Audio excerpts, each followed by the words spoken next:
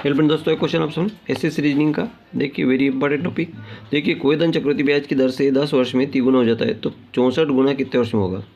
अब आप सोचते होंगे कि चक्रवृद्धि ब्याज और 4 ऑप्शन भी आप सामने 10 वर्ष, 20 वर्ष, 30 वर्ष, 40 वर्ष। प्रश्न आप सामने है कि चक्रवृद्धि ब्याज और साधारण ब्याज में क्या डिफरेंस होता है। ठीक है, तो ये चक्रवृद्धि ब्याज ये दर जरूर याद रखें कि चक्रवृद्धि ब्याज है कि साधारण ब्याज है। अगर उसने चक्रवृद्धि ब्याज कहा तो क्या होगा और साधारण ब्याज कहे तो क्या होगा। आज इन दोनों चीज़ पर डिस्कस करने वाले हैं, है ना। देखिए अभी हम एक क्वेश्चन और बनाते हैं आपके सामने। देखो कि कोई धन, है ना, यही ट्रिक लगाते हैं 10 वर्ष में कोई धन साधारण ब्याज की दर से 10 वर्ष में तिगुना, है ना, तो 64 गुना कितने वर्ष में होगा। ठीक है, अब दोनों में यही ट्रिक है। देखो इसमें भी 10 वर्ष है, ठीक है, 10 वर्ष में तिगुना और यहाँ भी 10 वर्ष में तिगुना।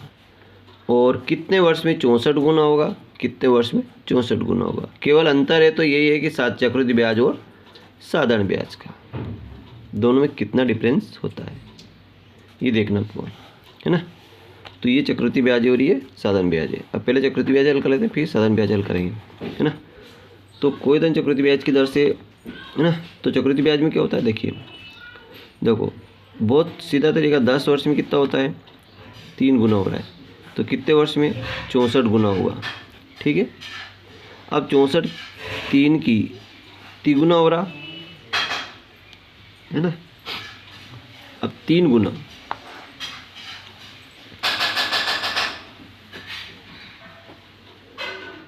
यहाँ पे तिगुना हो रहा,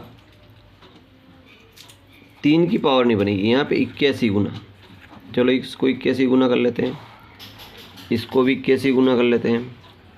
ठीक है, बात करता हूँ। देखो अब 3 गुना हो रहा है तो कितने वर्ष में ये 81 गुना हो जाएगा। ठीक है ना, बात करता हूँ। तो 3 की कितनी पावर से 4 पावर लगाने से 81 बन रहा। इसी 4 का गुणा 10 चौक 40, यानी कि 40 अपना राइट आंसर। 40 वर्ष में वो 81 गुना हो जाएगा। अब यही बात अगर साधारण ब्याज की करते हैं तो साधारण ब्याज में क्या होता है, 2 तरीका होता है। इसमें अलग तरीका होता है, इसमें n1 - 1 अपान n2 - 1 बराबर t1 अपान t2, ये फार्मूला लगता है। n1 पहली बार कितना 3 गुना होगा, तो 3 - 1, दूसरी बार कितना गुना हुआ 81 गुना हुआ, तो 81 - 1। पहला टाइम कितना है 10 वर्ष, अगला टाइम कितना होगा t2 ज्ञात करना। अब 3 में से 1 गया तो कितना बचे 2 बचे, और 81 में से 1 गया तो 80 बचे। 2 से काटा तो 40 आ गए। 40 दाम कितना होगा 400 वर्ष। अब कितना डिफरेंस आ गया, उसमें तो 40 वर्ष में हो जाएगा 81 गुना, लेकिन ये 81 गुना होने में 400 वर्ष लग जाएंगे। तो यही साधारण ब्याज चक्रवृद्धि ब्याज में अंतर है। चक्रवृद्धि ब्याज बहुत जल्दी हो जाता है और साधारण ब्याज बहुत धीरे धीरे होता है। ठीक है।